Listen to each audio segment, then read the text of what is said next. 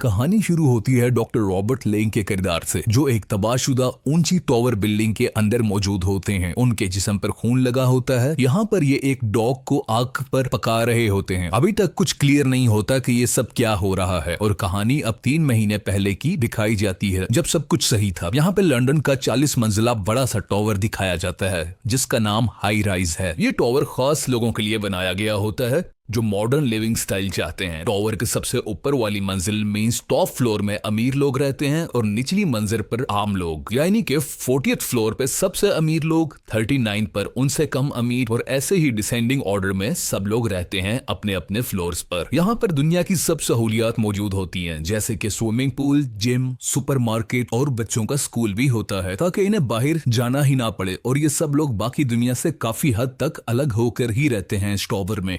Doctor Robert इसी tower की 25th floor में शिफ्ट होते हैं, जो कि बहुत खुश हैं क्योंकि उन्हें एक अच्छी लाइफ गुजारने को मिलती है। यहाँ पर वो एक सिंगल मदर से भी मिलते हैं, जिसका एक बेटा भी होता है। डॉक्टर रॉबर्ट और ये सिंगल मदर दोनों एक दूसरे के साथ बहुत कम वक्त में अटैच्ड हो जाते हैं। इसके अलावा डॉक्टर रॉबर्ट की दोस्ती रिचर्ड विल्डर से भी हो जाती है, जो कि एक डॉक्यूमेंट्री फिल्म मेकर है। डॉक्टर रॉबर्ट एक फिजियोलॉजी के टीचर होते हैं। वो अपनी क्लास में इंसानी सर को काट कर सिखा रहे होते हैं, तो एक स्टूडेंट ये देखकर बेहोश हो जाता है और उस स्टूडेंट को ब्रेन स्कैन के लिए भेज दिया जाता है। इससे अगले दिन डॉक्टर रॉबर्ट को 40th स्टोरी में एंथनी रॉयल से मिलने के लिए बुलाया जाता है, जिसका मतलब है कि सबसे अमीर लोगों की रहने की जगह पर इस टावर को रॉयल ने ही डिजाइन किया होता है। यहाँ पर रॉयल की वाइफ को भी दिखाया जाता है, जो किसी को ज्यादा इंपॉर्टेंस नहीं देती है, लेकिन डॉक्टर रॉबर्ट को पार्टी पर आने के लिए इन्वाइट करती है, जो वो कुछ दिन के बाद दे रही होती है। अब पार्टी वाला दिन आ जाता है। ये party 8th century costume theme पर डिजाइन की गई होती है, जिसका मतलब है कि सब लोगों को 18वीं सदी के फैशन के कपड़े पहन के आने हैं, और ऐसा ही होता है। पर डॉक्टर रॉबर्ट अपनी डेली रूटीन के कपड़े पहनकर आ जाते हैं, क्योंकि उन्हें पार्टी थीम की इंफॉर्मेशन नहीं थी। डॉक्टर रॉबर्ट के एवरीडे सूट को देख के रॉयल की वाइफ और बाकी पार्टी में आए मेहमानों को बहुत बुरा लगता है और अजीब भी लगता है। इसके अलावा रॉयल की वाइफ और उसका वही स्टूडेंट जो क्लास के दरमियान बेहोश होकर गिर गया था, डॉक्टर रॉबर्ट की बहुत बेइज्जती भी करते हैं, इनको बुरा भला कहते हैं, और डॉक्टर को पार्टी से बाहर निकाल दिया जाता है। पार्टी से निकाले जाने के बाद डॉक्टर रॉबर्ट लिफ्ट के अंदर जाते हैं, लेकिन बिजली चले जाने की वजह से वो उसी लिफ्ट में फंस जाते हैं। रॉयल के जरिए हमें यह भी पता चलता है कि पिछले कुछ दिन से इलेक्ट्रिसिटी लोड शेडिंग, पानी बंद हो जाना और कूड़े को लेके जाने वाला पाइप भी सही से काम नहीं कर रहे हैं, और ऐसे सब मसाइल बहुत कॉमन होते जा रहे हैं। स्टोरी आगे बढ़ती है और डॉक्टर रॉबर्ट के बेहोश होने वाले स्टूडेंट की मेडिकल रिपोर्ट बिल्कुल ठीक आ जाती है, उसे कुछ नहीं हुआ होता। लेकिन डॉक्टर रॉबर्ट बदला लेने के लिए उसे कन्विंस करते हैं कि तुम्हें ब्रेन ट्यूमर है। डॉक्टर इसलिए ऐसा कहते हैं क्योंकि पार्टी वाली रात इनके स्टूडेंट ने भी उसे बहुत ज्यादा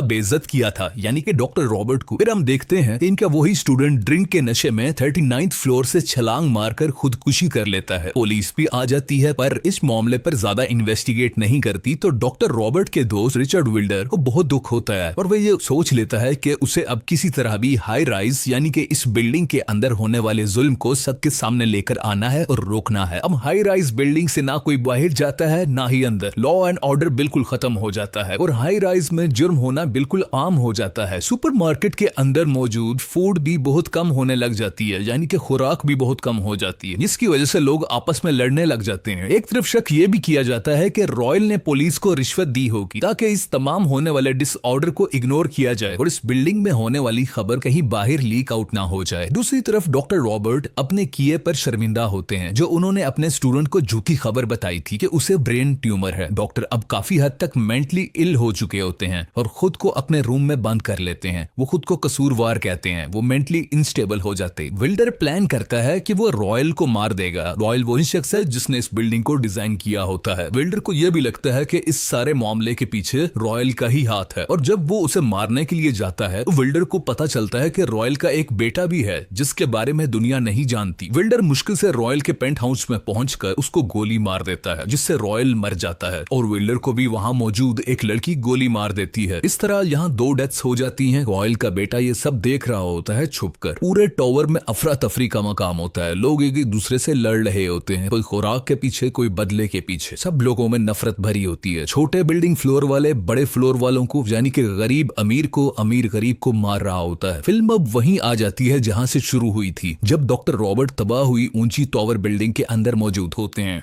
डॉक्टर रॉबर्ट मुकम्मल तरीके से मेंटली अनस्टेबल नजर आते हैं। उनका जहनी तवाजुन बिल्कुल खराब हो चुका होता है। वो खुद से बातें कर रहे होते हैं और स्टोरी यहीं पे खत्म हो जाती है। लेकिन इस कहानी से हमें सबक क्या मिलता है या इसकी एक्सप्लेनेशन क्या है? लिखने वाले राइटर कहते हैं where there is a state capitalism there can never be a political freedom, यानी कि जहां किसी एक शख्स की इन्वेस्टमेंट या हुक्म चलता है वहां कभी सियासी आजादी नहीं होती और लोगों को इक्वली राइट्स नहीं मिला करते। आई होप आपको मूवी एक्सप्लेनेशन पसंद आई होगी। इफ यस प्लीज लाइक कीजिए।